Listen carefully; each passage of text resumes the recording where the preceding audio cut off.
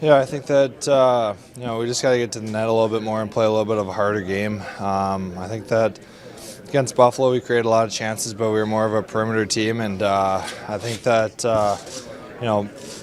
Tampa's a good defensive team, so we got to try to break them down and create some offense by, like I said, getting to the net.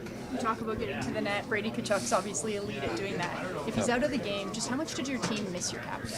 Yeah, I mean, he's a big part of our team inside the locker room and on the ice. Just the way that he carries himself, we all look up to him.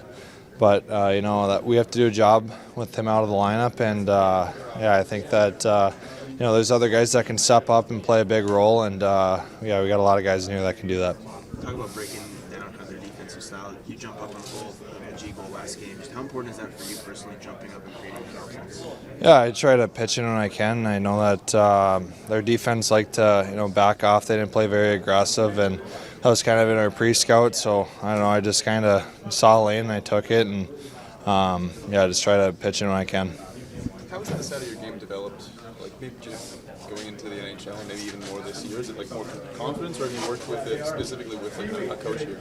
Yeah, I mean, you get a lot of experience playing, 70 games this year already, and just seeing the other team and trying to understand the game. It's a little bit different than college and the minors, but I think I have that side of my game. It just takes time to prove it. And right now, as a third line defenseman, that's not really my job to put up a lot of points. So just try to lock the other team down and play a good minutes out there for them. Yep, Growing up, who were some of the defensemen you watched in the league and kind of maybe you try to mirror your game?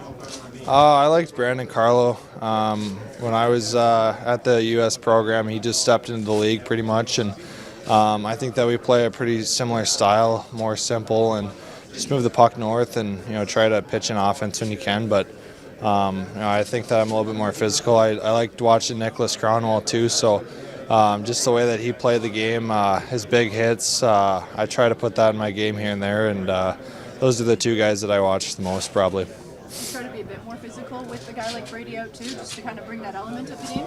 Yeah, absolutely. Well, I mean, that's our job. Me and Manti got to go out there and try to be physical and be mean in front of our net, and I think that's what helps us create success. Fourth against Tampa.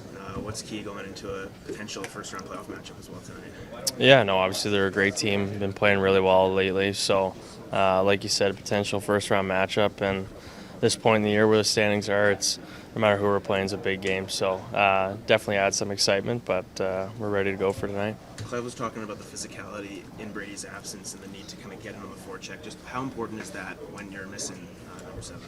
Yeah, no, obviously when you're missing one of your best players, other guys got to try and pick up the slack. There's not many guys in the league that can do what he do, but we got to try to do a good job of filling in those areas, like you said, being physical, hard to play against, and I think the guys are excited for tonight's game, and we'll try and do that. The second that game ends on Tuesday, how much more important does this one become in your mind? Yeah, no, it's huge. Anytime you lose a game like that, you're obviously frustrated, but the best thing about this league, you're playing, the next night or the night after. So kind of flush it out and focus on a big one tonight here against Tampa. So, like I said, we're excited for tonight against them. Ken, just an update on Brady. No update. Still day to day. He's not playing tonight, though. No changes to your lineup then? No, this season? same lineup as Weird last question game. to ask after what you did domination-wise. Buffalo probably tripled them in chances and everything else, but what's the ask of your team players tonight? Yeah, we've gone over the Buffalo game. I think we're, much like we do any game. There's certain things that you like about each game. There's certain things you don't. And now we're on to Tampa. Obviously a big test tonight. And really good hockey team we're playing. With regards to Brady, how do you balance making sure he's healthy but trying to get into the playoffs? And is this what you're kind of dealing with right now? Well, the thing about Brady is he's going to play. He wants to play more than I want him to play. So, and that's a lot. So, he'll play as soon as he's ready. So is this the team holding him up then? It's just he's not ready to play. He knows that. How's Nick Cousins' rehab coming along? It's coming. It's been a long process for him. Great to see him on the ice. Anytime a guy is hurt, in that type of injury or in that amount of time, it's, people don't see what the players go through to get back and play. It's been a grind for him, and he brings a lot of energy to our group. So it was good to see him out there today. How do you think he looked on the ice? I didn't watch him. I don't watch the guys in yellow too close, or I'm colorblind, yellow or green or whatever it was. Tampa's outscored opponents 23-5 in the last 4 games. Oh, really? 18 of those goals, you might know, have been 5v5. What's the key to stopping them at even strength? Well, let me know if you got the answer.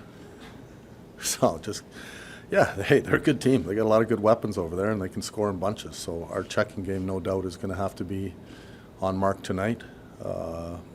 It's not just one weapon that they have. We're going to have to check well throughout our lineup. Something that we've prided ourselves all year on, but this is one of those tests that you have, and that you got to be on your checking game. But we also have to play well with the puck. I think we do our best, have our best games when we talk about winning the territorial game, and a lot of times the best way to defend a team that can score is to make them defend.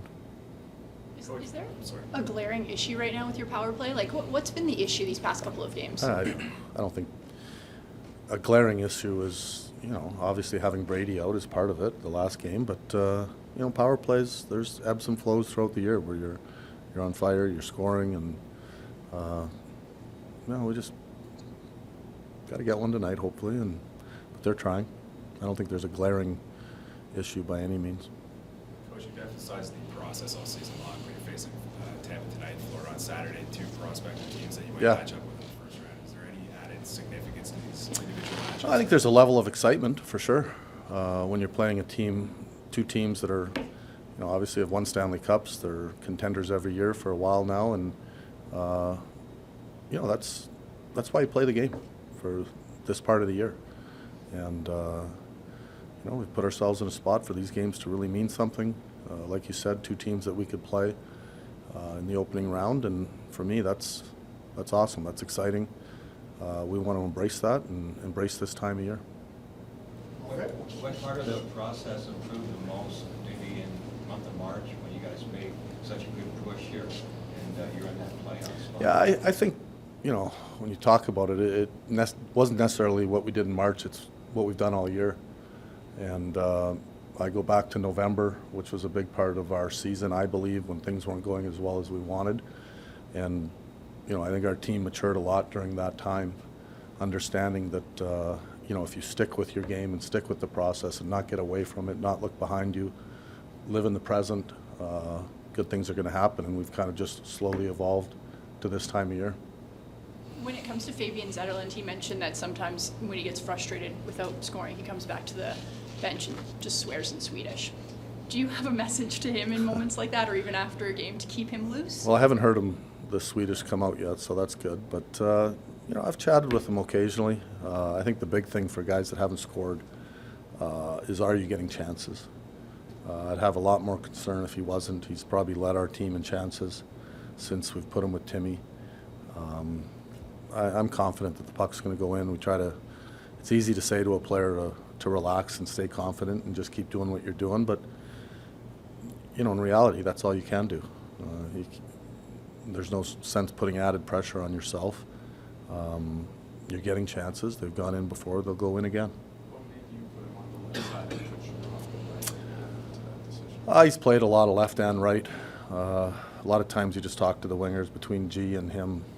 G's played a little more right, so I let the older guy decide where he wants to play.